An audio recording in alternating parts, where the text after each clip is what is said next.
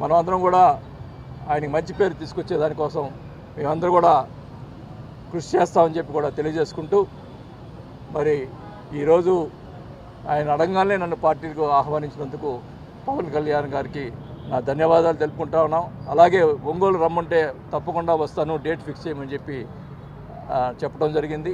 మరి 2 డేట్లు మంచి రోజు చూసి డేట్లు ఇవ్వడం జరుగుతుంది.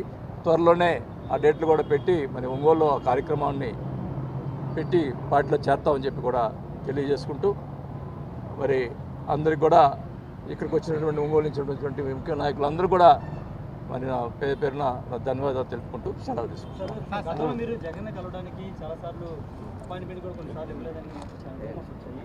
కానీ అక్కడ అధికారులు ధనంజయ రెడ్డి గారు వీళ్ళంతా కూడా కోటరీకి ఏర్పడి ఎమ్మెల్యేని కలవలేదు, మంత్రులు కూడా కలవలేదని చాలామంది మాట్లాడారు. నేను ఒకటే చెప్తా ఉన్నా, ఇప్పుడు జగన్మోహన్ రెడ్డి గారిని కలవటానికి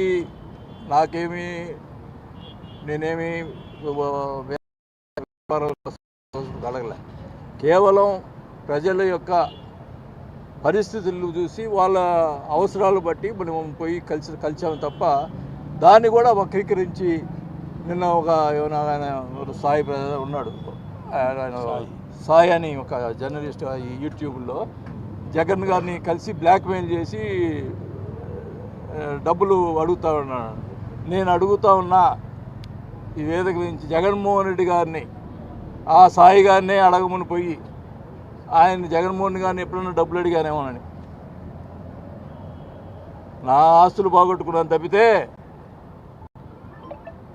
ఆయన దగ్గర ఏమి నేను ఆశించలా. రాజకీయంగా నాకు అన్యాయం జరిగింది. సరే ఇవన్నీ ఇప్పుడు ఏదో బయటకు వచ్చి మాట్లాడటం కరెక్ట్ కాదు. వాళ్ళు ఏమైనా మాట్లాడితే అప్పుడు నేను స్పందిస్తా, ఏం జరిగినాయి కూడా అన్నీ చెప్తా. ఎందుకంటే రాజకీయంగా ఇప్పుడు ఏదో బయటకు వచ్చి విమర్శించడం నాకు మన కరెక్ట్ కాదు. వాళ్ళు ఎవరన్నా రాంగ్గా లేకపోతే మొత్తం ఏం జరిగినాయి కూడా పబ్లిక్గా తెలిపోతారు.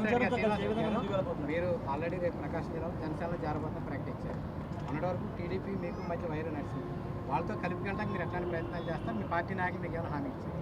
నేను ఒకటే చెప్తా ఉన్నా, ఇప్పుడు కూటమి ఉంది, ఇప్పుడు అక్కడ ఎమ్మెల్యే ఉన్నాడు. తెలుగుదేశం వాళ్ళని ఎలా చూసుకుంటారో జనసేనలో ఉన్నటువంటి వాళ్ళని కూడా అలా చూసుకోవాలి అన్నదే నాది. ఏమన్నా తేడా వస్తే మళ్ళీ